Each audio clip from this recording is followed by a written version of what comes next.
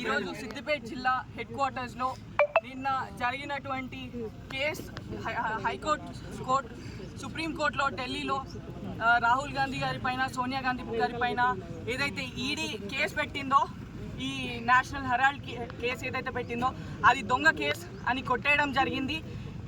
ఈ విధంగా బీజేపీ వాళ్ళు ఈడీని సిబిఐని మనీ లాండరింగ్ ఇవన్నీ వాడుకొని ఒక చట్టాన్ని వ్యతిరేకించి ఏదైతే పనులు చేస్తున్నారో ఈరోజు సుప్రీంకోర్టులో ఖచ్చితంగా ఇట్లాంటి చర్యలకి అంతంగా ఈ కేసుని కొట్టేసి సోనియా గాంధీ గారు రాహుల్ గాంధీ గారు నిర్దోషులు, ఎలాంటి తప్పు చేయలేదు, ఎలాంటి ఫండ్స్ అక్రమంగా ఈ నేషనల్ హెరాల్డ్ మీద తీసుకోలేదు అనేసి తిప్పికొట్టారు.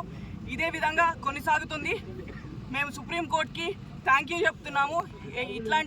ఎలాంటి కేసులు వచ్చినా మేము ఇప్పటివరకు ఈడీ సిబిఐ మీద మేము అంతా వదిలేసుకున్నాము. వీళ్ళంతా బీజేపీకి ఒక చుచ్చుల్లా పనిచేస్తున్నారు. ఇట్లాంటివి కాకుండా ఈరోజు ఒక జ్యుడిషియరీ అనేది ఇండిపెండెంట్ బాడీగా వర్క్ చేసి ఏదైతే మనము ఒక స్వాతంత్రంగా మనం తెచ్చుకున్న పార్టీ 1938లో నేషనల్ హెరాల్డ్ అనే న్యూస్ పేపర్ మన ఫ్రీడమ్ ఫైటర్స్ ఎస్టాబ్లిష్ చేసిన న్యూస్ పేపర్ మీద ఇలాంటి అక్రమ కేసులు బనాయించి ఇలాంటి చెడ్డ పేరు తేయడానికి ట్రై చేసిన బీజేపీ పార్టీకి తగిన గుణపాఠం దొరికింది. ఇలాంటి పనులకి పాల్గొనకండి. ఇదే విధంగా మీరు చేస్తే ఖచ్చితంగా ఈరోజు మీ ఆఫీసుల పైన ముట్టడైంది. నెక్స్ట్ మీ మోడీ పైన మీ బీజేపీ పైననే ముట్టడి అవుతుంది.